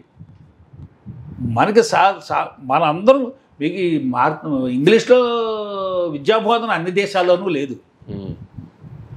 ఇంగ్లీష్లో విద్యాబోధన ఉండే వాళ్ళే అందరూ కూడా బాగా చేరుని. అబ్దుల్ కలాం గారు ఇంగ్లీష్లో ప్రాథమిక విద్య ఇంగ్లీష్లో చదువుకోలేదు. కాబట్టి ఆ వనరులు అక్కడ అట్మాస్ఫియర్, అంబియన్స్, స్కూల్లో పిల్లలతో టీచర్లన్నీ ఇంగ్లీష్లో మాట్లాడుతున్నారా, తెలుగులో మాట్లాడుతున్నారా? నీ మైండ్ ఏ లాంగ్వేజ్లో ట్రాన్స్లేట్ చేస్తుంది? ఫ్రీగా చెప్పాలనుకున్నప్పుడు తెలుగులోనే, మాతృభాషలోనే ట్రాన్స్లేట్ చేస్తుంది ఈ పిల్లలకి.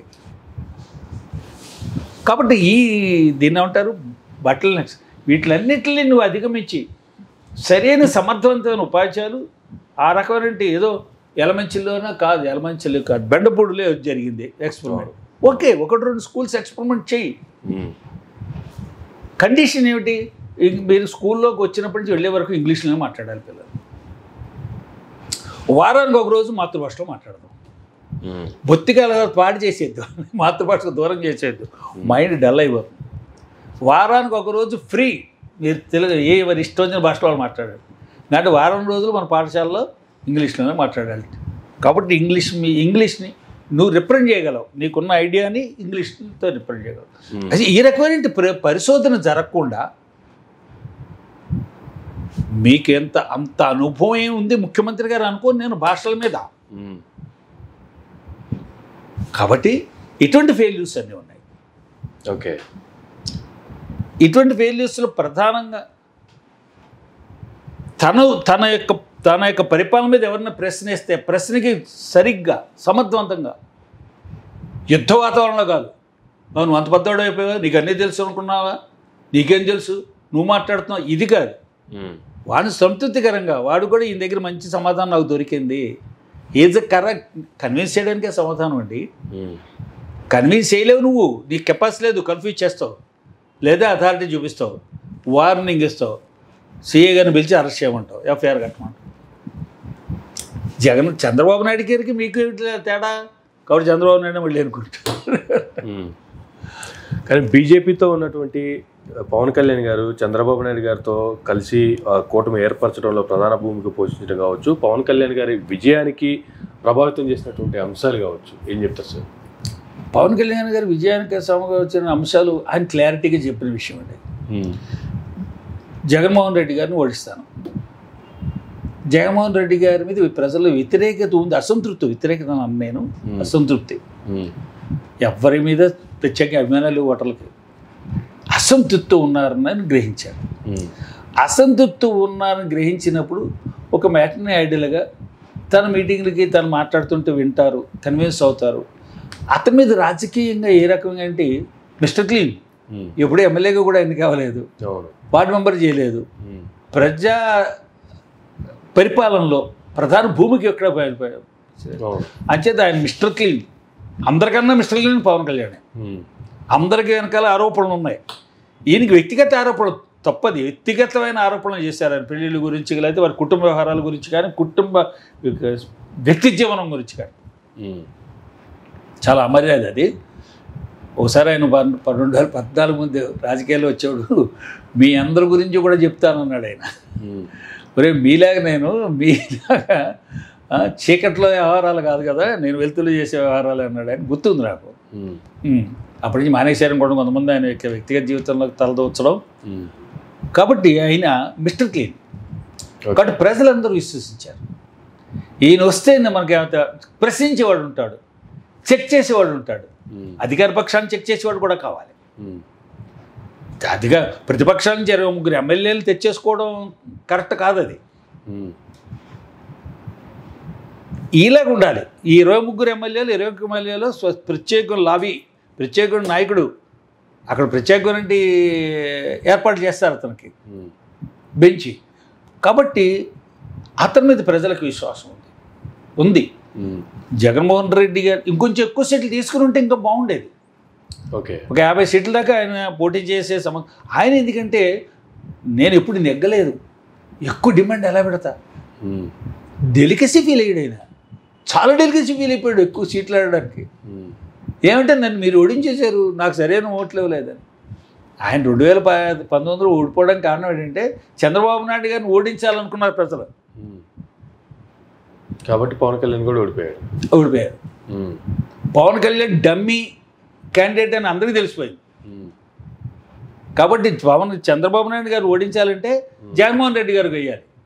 మళ్ళీ ఫ్లిట్ అవ్వకూడదు. ఈయన అడగా ట్రయాంగిల్ ఫ్లైట్లో అన్యాయం అయిపోతాం, నా పార్టీకి అన్యాయం చేయలేను నేను, ట్రయాంగిల్ ఫైట్ ఉండకూడదు అంటే మన 2019లో అనుభవం ఆయనకి. అంచేది ఇప్పుడు కూటమి కోసం తెగ ప్రయత్నం చేశాడు ఆయన. కాబట్టి ఆయన మీద విశ్వాసం ఉంది. 21 నెగ్గారు, 30-40 కూడా పోటీ చేస్తుంటే నెగ్గుండేవాడు అతను. అతని మీద ఆదరణ ఉంది, అతనికి వెనకాల సపోర్ట్ ఉంది, ఎస్టాబ్లిష్డ్ వర్గం ఉందండి. పొలిటికల్గా రాజకీయాల్లో ఒక వర్గం తయారైంది. నైదర్ కాంగ్రెస్, నారు తెలుగుదేశం, నారు జనసేన అను వర్గం ఉంది. అది బీజేపీతో కలిసి ఉంటే ఎక్కువ బాగుండేదని బీజేపీ వాళ్ళు అనుకున్నారు. ఓకే, ఒక వర్గం ఉంది, నాన్ కాంగ్రెస్, నాన్ తెలుగుదేశం, అటు వైసీపీ దగ్గరికి వెళ్ళలేరు, కాంగ్రెస్ పక్క వెళ్ళలేరు, కాంగ్రెస్ వదిలేసారు కూడా వాళ్ళందరూ, తెలుగుదేశం పక్క అసలు వెళ్ళలేరు. తెలుగుదేశానికి పర్మనెంట్ శత్రుత్వం ఉన్నటువంటి వర్గం. ఓకే, కాబట్టి విడిగా పోటీ చేయడం వల్ల ఇతనికి ఉపయోగపడింది. అంచేత ఈయనకి రాజకీయ భవిష్యత్తు ఎదర తన పార్టీని సొంతంగా ఉంచుకోవాలి అనుకున్నప్పుడే, కూటమిలో ఉంటే నష్టాలు కూడా ఉంటాయండి. పార్టీ సొంతంగా ఎదగదు.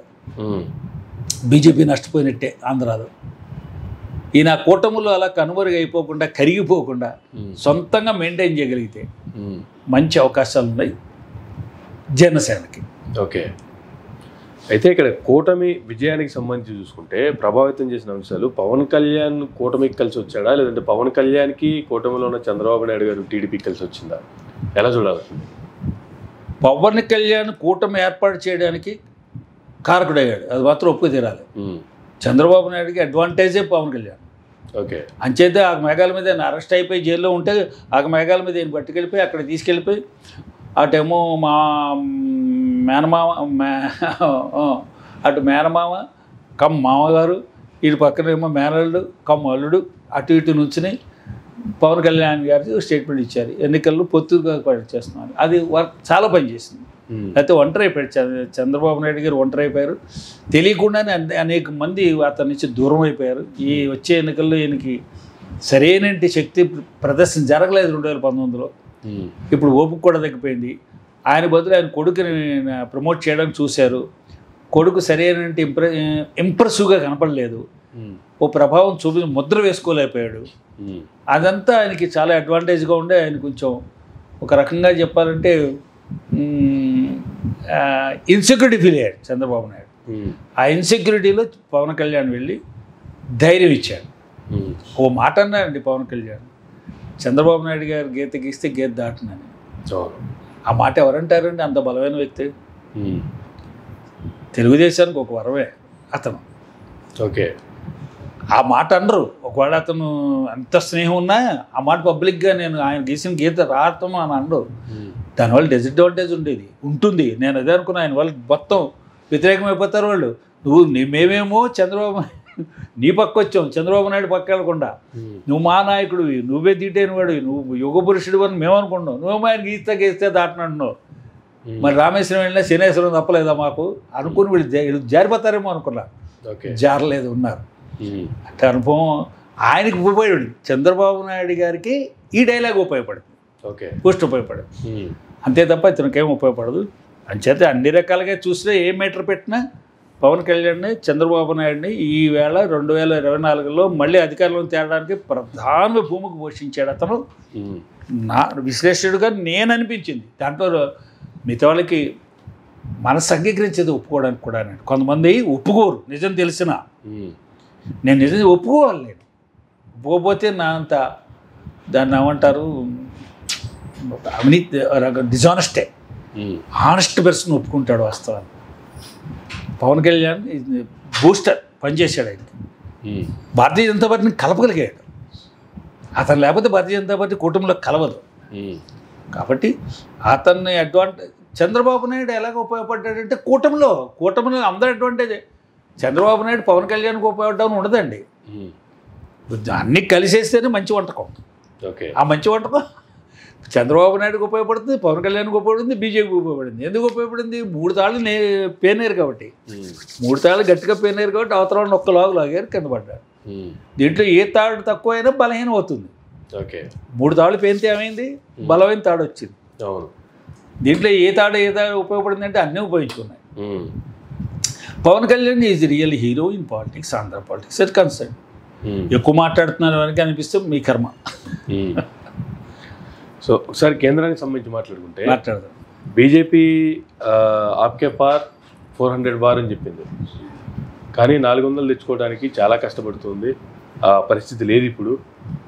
ఈ విజయాన్ని నిజంగానే బీజేపీ ఖాతాలో వేసుకోవచ్చు అంటారా? దీన్ని బీజేపీ నైతిక విజయంగా చూడాలా? ఎట్లా? విజయమే కాదనడానికి ఏం లేదు, కానీ దీని కూడా ఇక్కడ కూడా చిన్న సెట్ బ్యాక్స్ ఏమి వచ్చాయంటే, భారతీయ జనతా పార్టీలో మోడీ గారు గత 2014 నుంచి 19 దాకా, 19 నుంచి 24 దాకా సాధించిన విజయాలు కానీ, అభివృద్ధి కానీ, ప్రణాళికలు కానీ, సంస్కరణలు కానీ, జాతీయంగా అంతర్జాతీయంగా వివిధ అంతర్జాతీయ వేదికల మీద సంపాదించిన పరువు కానీ, బలం కానీ నాయకులు ఎవరు చెప్పలేకపోయారు. ప్రజల దగ్గర తీసుకెళ్ళి మీడియా కూడా చెప్పదు. మీడియా ఎప్పుడు చెప్పట్లా.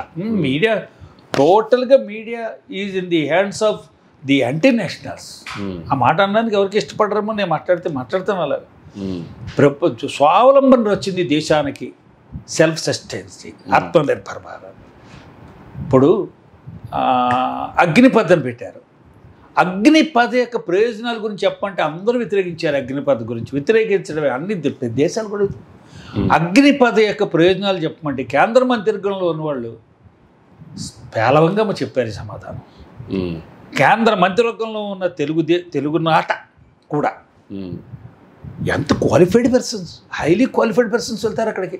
వాళ్ళకి ట్రైనింగ్ ఇస్తారు. 5 సంవత్సరాలు ట్రైనింగ్ ఇచ్చింది. అది జనరల్ రిక్రూట్మెంట్ అవుతుంది. ఎన్డీఏలకి ఒక నేషనల్ డిఫెన్స్ అకాడమీ ఎలా ఉంది అంతలాగా ప్రతి దేశం ఇలాగ దాన్ని తయారు చేసుకున్నారు. కొంతమందికి వాళ్ళ దేశాల్లో ఇటువంటి వ్యవస్థ లేకపోవడం మిగతా దేశాల మీద ఆధారపడుతున్నారు. మా యువకులు మీకు పంపిస్తాం, మీరు మిలిటరీ ట్రైనింగ్ ఇచ్చి పంపించంటున్నారు. పోలీసులకు కూడా స్కాట్లాండ్ యార్డ్ అని ఉండేది, ట్రైనింగ్ ఇచ్చి పంపించేవారు. కాబట్టి అగ్నిపథ్ లాంటి దానికి అత్యంత ప్రయోజనాత్మకమైనట్టు ఒక అంశాన్ని మళ్ళీ మోడీ గారి డప్పించుకుని భారతదేశం అంతా ఇగో అగ్నిపథ్ గురించి వినండి ఓహో చెప్పుకోవాల్సిన దౌర్భాగ్య స్థితికి వెళ్ళిపోయింది. ప్రతి అంశంలో కూడా. ఇప్పుడు మనకి ఇవాళ బర్మాలో కొంతమంది ఉండిపోయారు. మన ఎవరో చూపించారు నాకు. వాళ్ళకి అక్కడ సరైన బతుకులేదు. భారతదేశం వస్తే భారతదేశంలో మళ్ళీ వాళ్ళకి సిటిజన్షిప్ రావాలి. సిసిఏ దాని గురించి ఎలాగ మాట్లాడేటప్పుడు అంచేది ఇటువంటి అనేక ఇప్పుడు సవరణలు తీసుకొస్తాం, సంస్కరణలు తీసుకొస్తాం, కొత్త యాక్ట్లు పెట్టారు కదా. Criminal procedure code, civil procedure code, అదే Indian penal code, evidence act, వీళ్ళన్నీ యాక్ట్లు మార్చేస్తున్నారు. రాజ్యాంగం కూడా మార్చేస్తారు. రాజ్యాంగం మార్చేస్తే రిజర్వేషన్స్ పోతాయేమో. ముందు రాజ్యాంగం అంటే రిజర్వేషన్స్ అని. రిజర్వేషన్స్ అన్న విషయాన్ని పొందుపరిచిన షెడ్యూల్ ముట్టుకోవడానికి లేదు. పార్లమెంట్కే ఉంది, వ్యాలిడిటీ ఉంది. ఆ పార్లమెంట్లు కూడా సరైన పద్ధతిలోనే చేయాలి. మానవ హక్కులకి, ప్రాథమిక హక్కులకి భంగమైనటువంటి సవరణలు ఏమీ చేయడానికి లేదు. కాన్స్టిట్యూషనల్ వ్యాలిడిటీ అంటే అర్థం అది. ఓకే, ఒక విష ప్రచారం జరిగింది. విష ప్రచారానికి సరైన జవాబు చెప్పలేకపోయారు. మళ్ళీ మోడీ గారికి చెప్పుకోవాలి. అన్ని దేశాలు, అన్ని ప్రాంతీయ భాషల్లోకి ఆయన వచ్చి మాట్లాడాలి. ఈలోగా ప్రాంతీయ భాషలను నేర్చుకోవాలి. ఆయన ఫెయిల్ అయ్యారు. రాష్ట్రాల్లో ఆంధ్రప్రదేశ్లో భారతీయ జనతా పార్టీ సరిగ్గా ఏం లేదు. భారతీయ జనతా పార్టీ ఉనికే లేదు. ఎవరేమనుకున్నా సరే చెప్తాను. అక్కడ తెలుగుదేశం నుంచి వచ్చి చేరిన వాళ్ళు, అసలు తెలుగుదేశం యొక్క సెటప్, తెలుగుదేశం మనుషులు అన్ని రాజకీయ పార్టీల సెటప్లో ఉంటారు. నేను పొగుడుతున్నాను వాళ్ళని, తిట్టట్లా. వాళ్ళకి అభిమానులు అన్ని రాజకీయ సెటప్లో ఉంటారు. భారతీయ జనతా పార్టీలో అన్ని రాజకీయ పార్టీ వాళ్ళు ఉంటారు, భారతీయ జనతా పార్టీ వాళ్ళు తప్ప. అది ఒక విమర్శ, నా విమర్శ కూడా. కాబట్టి మీరు అబ్బాయి అదేం లేదంటారు, మీ ఇష్టం.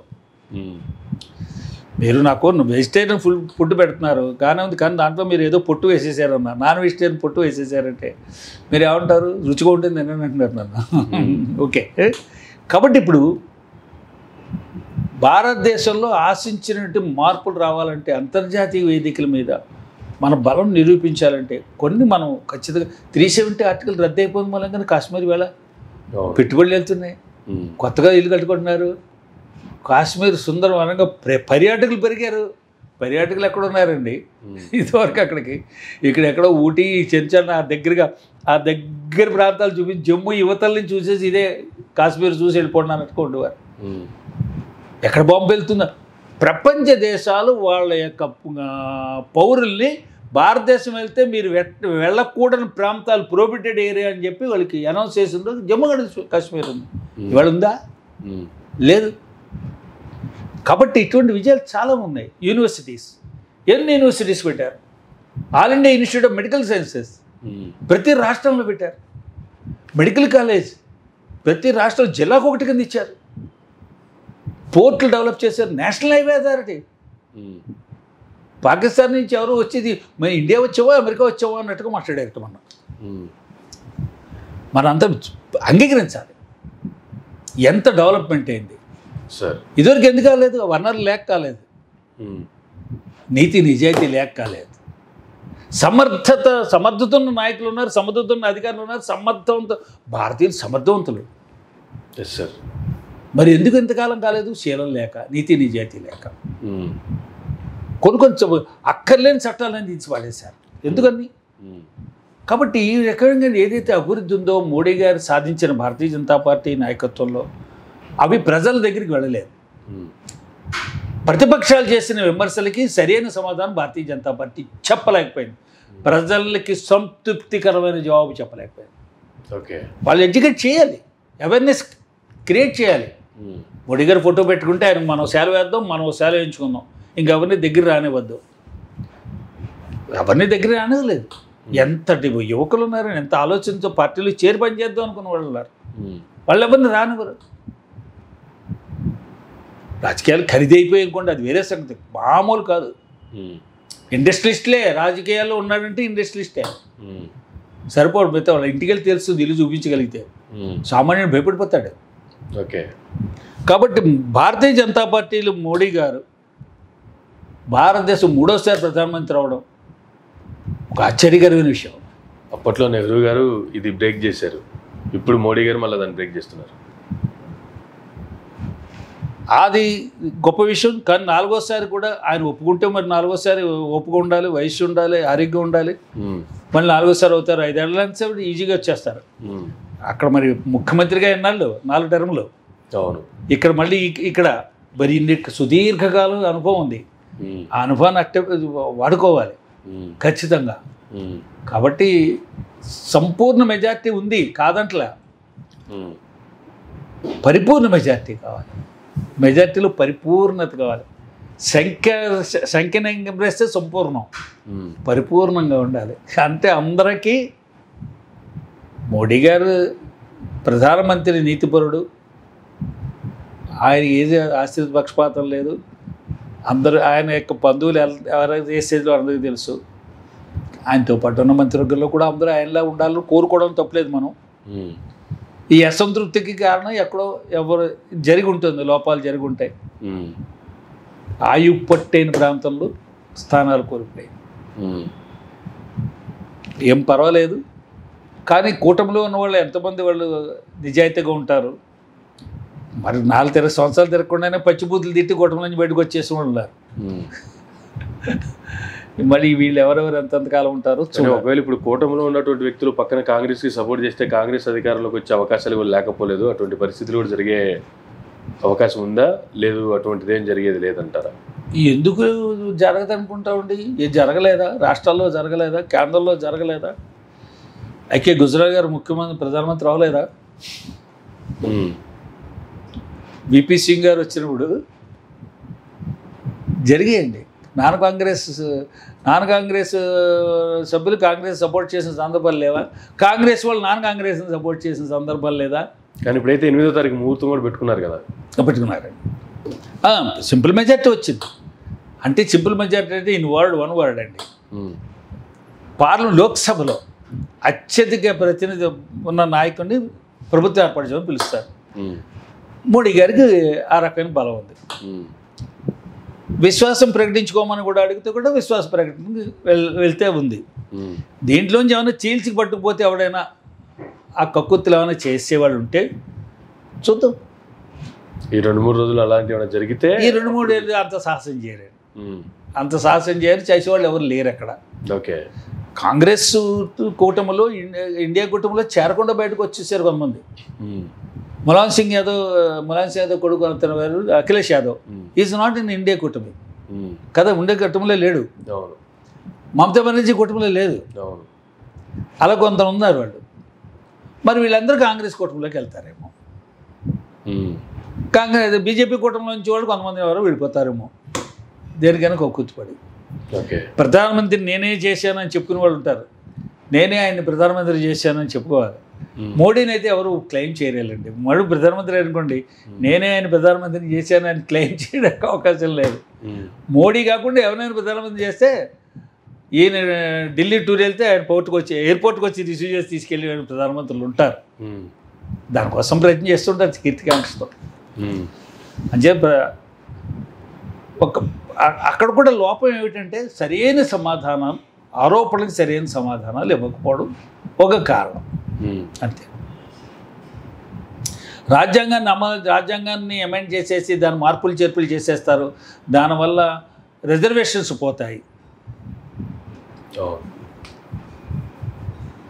వాళ్ళందరికీ ఈవేళ మార్పులు రావాలి, వాళ్ళల్లో పైకి తీసుకురావాల్సిన వాళ్ళు ఎవరు లేరు. ఒక డైలాగ్ మాత్రం నిజం, ఒక వ్యాఖ్య మాత్రం నిజం, ఒప్పుకు తీరాలి. రిజర్వేషన్ ఫలితాలు కొంతమందే తరతరాలుగా అనుభవిస్తున్నారు. కొంతమంది జీవితంలో 5-6 తరాలు కూడా వాళ్ళ గృహాల్లో, వాళ్ళ ఇళ్లలో, వాళ్ళ కుటుంబాల్లో రిజర్వేషన్ ఫలితాలు చూడలేదు. ఇది ఒప్పుకు తీరాలి. అది ఆ మార్పు కావాలి. అనిపించిన వాళ్ళు మినిస్టర్ గారు, ఐఏఎస్ ఆఫీసర్లు, చీఫ్ సెక్రటరీలు టాప్ ప్లేస్కి వెళ్ళిపోయిన కూడా వాళ్ళే మేమే అనిపిస్తాం. మిగతా వాళ్ళకి, గ్రామీణ వాతావరణంలో ఉన్న వాళ్ళకి, విద్యకి, ఉద్యోగాలకి, ఉపాధికి దూరంగా ఉన్న వాళ్ళకి రాజ్యాంగం కల్పించినటువంటి ఆ రిజర్వేషన్ ఫలితాలు అందలేదు, అందరికీ అందలేదు. పుచ్చుకున్న వాళ్ళే మళ్ళీ మళ్ళీ మళ్ళీ పుచ్చుకున్నారు. అసలు ఇంతవరకు ఆ ప్రయోజనాలు 1% కూడా అనుభవించిన వాళ్ళు ఉన్నారు. మరి అందరు టోటల్ డెవలప్మెంట్ అంటే అందరూ అభివృద్ధి చెందాలి అంతే కదా. ఆ దృష్టిలో మనం ఆలోచించవలసిన అవసరం ఉంది. ఆ దృష్టిలో మాట్లాడారు బీజేపీ వాళ్ళు, అందరూ మాట్లాడతారు, బీజేపీ వాళ్ళు అందరూ కూడా ఇలా మాట్లాడతారని నేను చెప్తా. బీజేపీ అంటే కొత్తగా చేరిన వాళ్ళు కదండి, సంస్థాగతంగా బీజేపీలో ఉన్న వాళ్ళకి ఈ మైండ్ సెట్ ఉంటుంది, వాళ్ళ మైండ్ సెట్ తెలిసిపోతుంది, వాళ్ళు మాట్లాడతారు. అందరూ కూడా అభివృద్ధి చెందాలి. పవన్ కళ్యాణ్ ఒక మాట అన్నారు, అసలు రిజర్వేషన్ లేని వ్యవస్థ కావాలని. అంటే అర్థం అంటే ఎవరి దగ్గర చేయి చాచి, బాబాసాహెబ్ అంబేద్కర్ ఆలోచన కూడా అదే. నన్ను 30 మార్కులు వస్తే నన్ను పాస్ చేయొద్దు, ఆయన 100 మార్కులు వస్తే ఫస్ట్ క్లాస్ ఇస్తాడు, నాకు 30 మార్కులు వస్తే ఫస్ట్ క్లాస్, నాకు 100 మార్కులు ఇస్తాను ఫస్ట్ క్లాస్. ఆయనతో 100 మార్కులు తెచ్చుకుని పోటీ పడే అవకాశాలు నాకు కదా. అదే చదువుకునే అవకాశం ఎవరెవరికన్నా తక్కువ కాదండి, ఎవరెవరికన్నా ఎక్కువ కాదు, అంతేగా. సో ఫైనల్లీ ఆంధ్రప్రదేశ్లో 3వసారి కూటమికి సంబంధించినటువంటి నేతలు అధికారం ఫామ్ చేయడం కావచ్చు, ఇప్పుడు వాళ్ళ ముందున్నటువంటి సవాళ్ళు, గత అనుభవాన్ని దృష్టిలో పెట్టుకుని ముందుకెళ్లాల్సినటువంటి పరిస్థితులు అంటే ఏం చెప్తారు సార్ ఫైనల్గా? ఉన్నాయండి. ఇప్పుడు ప్రజలు ఎందుకు విసిగిపోతున్నారు అస్తమానం? ప్రజలు జీవితాంతం ఎప్పుడు వీళ్ళు ప్రయోగాలు చేయడమా? ప్రయోగాలు తీసేసి వాడిని నింపే వాడిని చేద్దాం, వాడిని నింపే వీడిని చేద్దాం, ఇదే చేయడమా? ప్రజలు నిర్భయంగా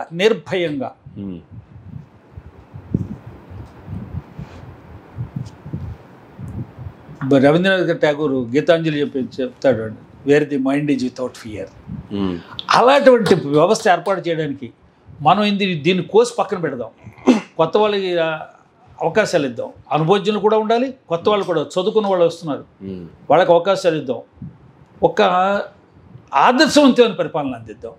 లక్షల కోట్లు చెప్పుడు నువ్వు ముఖ్యమంత్రి గారులే వాళ్ళు ప్రకటించుకుంటున్నారు, నీ లెక్క ఎంత, నీ బతికెంత, నా దగ్గర 1,00,000 కోట్లు ఆస్తుంది నా దగ్గర అని.